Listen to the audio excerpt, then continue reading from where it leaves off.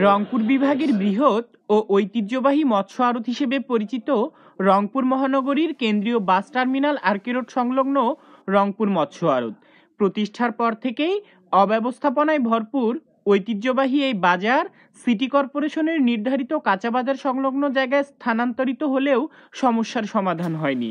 প্রায় ২৫ বছরেও হয়নি কোনো অবকাঠামোগত উন্নয়ন বা পয় নিষ্কাশন ব্যবস্থা। প্রায় ৬,৫০০-এর বেশি পাইকার আড়তদার ছাড়াও স্থানীয় ও বাইরের প্রায় ১০,০০০ দরিদ্র শ্রমিক এই আড়ত থেকে আয় করে পরিবারের ব্যয় নির্বাহ করে।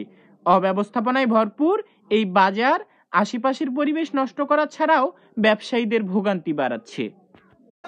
এই রংপুরের বাজার আমাদের এখানে ঢোকাই যায় না, পায়ে ঘা হয়, অনেক লোক অসুস্থ হয়, আমরা মাঝে মাঝে অসুস্থ হই, আবার ২-৪ দিন বসে থেকে আসি, কারণ পেটের তো আসতেই হয়, তাহলে তো আমাদের উপায় নাই। এখানে এক হাঁটু কড়ি কাদা হয়ে গেছে, আশপাশের সমস্যা হয়ে গেছে, মানুষ চলাচল করতে খুব কষ্ট হয়ে গেছে, গন্ধ উঠছে, মানুষ যাতায়াত করতে পারতেছে না। রংপুরের মধ্যে সব থেকে বড় আড়ত সেটা হলো নোংরা আড়ত। এখানে আমরা কাজ করি খাই, কারণ আমরা দিনভুক্ত কর্মচারী, আমাদের করি খাইতে হয়। এখানে দেখেন, এখানকার পরিবেশ দেখেন, যত নোংরা আবর্জনা, জীবাণু টিবাণু সবকিছু এখানে, আমাদের পা চলে না বলা লাগে, অসুস্থ হয়ে যায় রেগুলার। রংপুরের একটা বড় বাজার, নাই একটা ড্রেন, নাই একটা সালা, নাই একটা টিউবওয়েল, নাই একটা বাথরুম। আমি এখানে কর্মরত প্রায় ১৪ বছর যাবত। ১৪ বছরে আমি এই বাজারের কোনো উন্নতি দেখলাম না।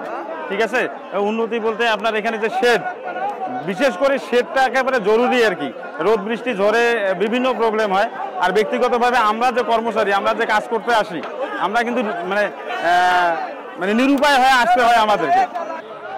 আমরা ক্লাসে একটু চিল্লাচিল্লি করলে ম্যামরা বলে যে তোমরা কি মাছের বাজারে আসছো। আজ এখানে এসে বুঝলাম যে কেন ম্যাম বলে যে আমরা মাছের বাজারে আসছি। খুব চিল্লাচিল্লি, কাদামাটি, এখানকার পরিবেশ খুব নোংরা।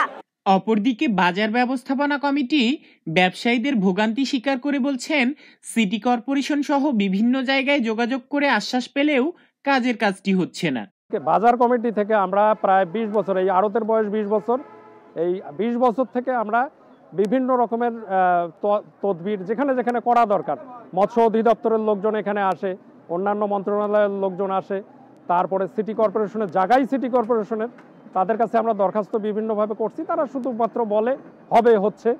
এই অবস্থাতেই আপনার মনে করেন যে প্রায় ২০-২৫ বছর কেটে গেল, কোনো রকম সাহায্য সহযোগিতা আমরা কোথাও থেকেই পাইনি।